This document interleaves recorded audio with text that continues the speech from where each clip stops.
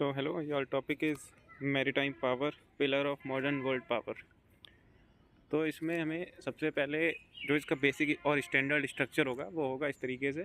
सबसे पहले हमें थोड़ा सा ब्रीफिंग देनी है इंट्रोडक्शन में कि मैरीटाइम पावर एक तरीके से है क्या। वो हम नवल पावर भी कह सकते हैं या फिर हमारी प्रेजेंस सारे ओशन में वो बता सकते हैं।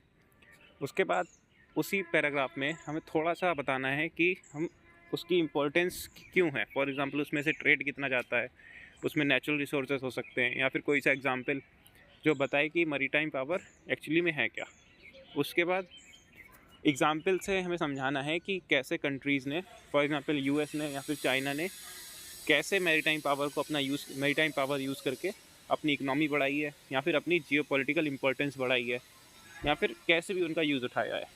उसके बाद हमें उसमें बताना होगा कि इंडिया ने कैसे यूज़ किया है मैरीटाइम पावर को, या इंडिया के पर्सपेक्टिव से मैरीटाइम पावर क्यों इम्पोर्टेंट है, वो बताना है। उसके बाद थोड़े से चैलेंजेस बताने हैं हमें कि चैलेंजेस क्या क्या हैं हमारे मैरीटाइम पावर में। फॉर एग्ज़ाम्पल ज़्यादा एसिडिफिकेशन हो रहा है या फिर ज़्यादा सी लेवल राइज हो रहा है, ये सब बताना है उसमें। उसके बाद हमें सॉल्यूशन बताने या फिर इंटरनेशनल स्टेप्स बताने कि ऐसा क्या क्या किया गया है इन सब चीज़ों को या चैलेंजेस को कम करने में। उसके बाद एक सॉल्यूशन देना है, उसके बाद कंक्लूजन। और ऐसे पैराग्राफ में जिसमें ज़्यादा हमारे ऐसे टॉपिक्स में जिसमें ज़्यादा हमारे पैराग्राफ्स बन गए हैं, इसमें हम अपने कंक्लूजन में ही सॉल्यूशन दे सकते हैं। तो इसमें ज़रूरी नहीं है कि हम सॉल्यूशन के लिए अलग से पैराग्राफ बनाएं। तो अब देखते हैं कि आपने क्या लिखा है। Maritime power, pillar of modern world power, control the seas. ये स्टार्टिंग सही नहीं है, थोड़ा सही करो ना, इसमें कंट्रोल क्या है। The seas dominate the world. Maritime power is not just a naval force, it is a strategic corner of economic survival and geopolitical power projection. From colonial ships to carriers, those who command the oceans control global commerce and security। ठीक है, ये बस इसमें एक दो लाइनें और add करो तो ज़्यादा सही है, क्योंकि ये बहुत ज़्यादा शॉर्ट इंट्रोडक्शन है। इसमें कोई सा एग्जांपल तुम दे सकते हो।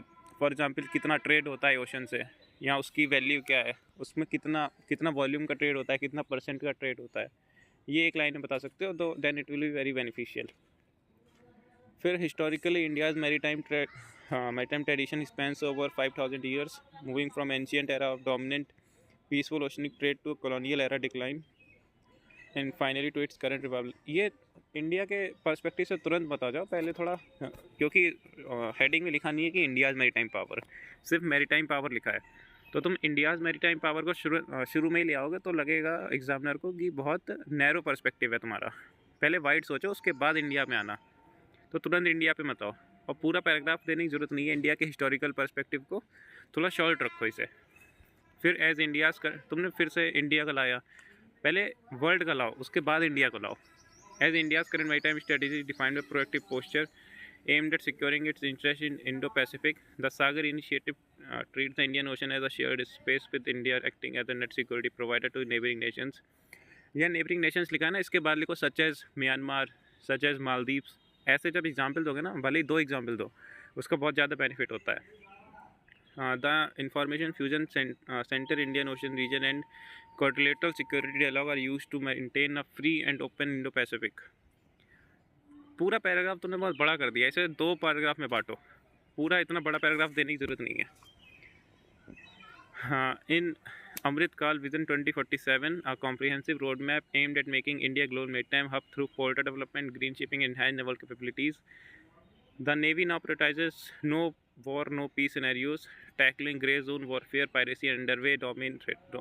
ठीक है, ये जो आखिरी लाइन है ना नेवी वाली, इसमें ट्राई करो कोई सा नेवी का इनिशिएटिव ज्वाइन करो। फॉर एग्जांपल जो महासागर इनिशिएटिव है, महासागर इनिशिएटिव में ये है कि वो हमारी जो नेट सिक्योरिटी प्रोवाइड तो कर ही रहे हैं, इसके अलावा वो sustainable use of marine resources का भी, मतलब उसको भी प्रमोट कर रहे हैं। तो पूरा एग्जाम्पल के साथ मेंशन किया करो, और ये पूरा पैराग्राफ को 2 पैराग्राफ में तोड़ो। पहला सागर इनिशिएटिव और क्वाड्रिलेटरल वाले तक, इसके बाद अमृतकाल विजन से इसको दूसरे पैराग्राफ में करो तो ज़्यादा बेटर रहेगा। फिर in contemporary era maritime power is not merely about naval battles but encompasses economic technology diplomat. ये तो कंक्लूजन वाली लाइन है ना। Over 90% of the global trade is conducted by sea routes. ये इंट्रोडक्शन वाला पॉइंट है। global economic stability, the shift of geopolitical center of gravity to the east has made the Indo-Pacific home to 65% of the world's population, 62% of GDP, a critical theater, and a blue economy acts as the economic engine of this power. ये blue economy वाला point तुम पूरा main body में paragraph में लिख सकते थे, ये तुमने ख़त्म कर दिया। ये कंक्लूजन नहीं है, मतलब ये बहुत ज़्यादा सब चीज़ों का मेल जोल कर दिया तुमने कंक्लूजन में। ऐसा कंक्लूजन नहीं होता है। The shift 65% of the blue economy acts as the economic engine of this power, focusing on sustainable ocean-led growth that contribute to the country's comprehensive national security.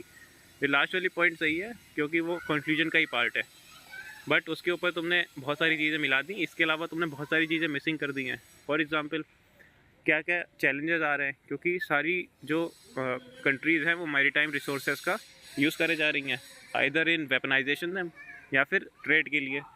तो उसका मतलब उसमें एसिडिफिकेशन बढ़ रहा है या फिर क्लाइमेट चेंज की वजह से उसका सी लेवल राइज हो रहा है, तो ये दिक्कत है। इसके अलावा तुमने वो भी मिस कर दिया कि फॉर एग्ज़ाम्पल यूएन क्लॉज ने बहुत सारे कन्वेंशंस दिए हैं कि मैरीटाइम रिसोर्सेज का यूज़ कैसे होगा।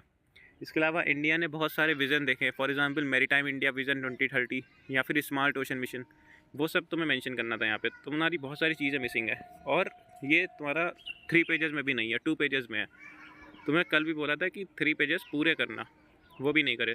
तो तुम्हारे अगर ओवरऑल देखा जाए तो इंट्रोडक्शन सही है पर छोटा है, बॉडी। उसके बाद तुम्हारा सेकंड जो पैराग्राफ है ये भी उतना अच्छा नहीं है, क्योंकि सिर्फ हिस्टोरिकल पर्सपेक्टिव दिखाया है इंडिया का।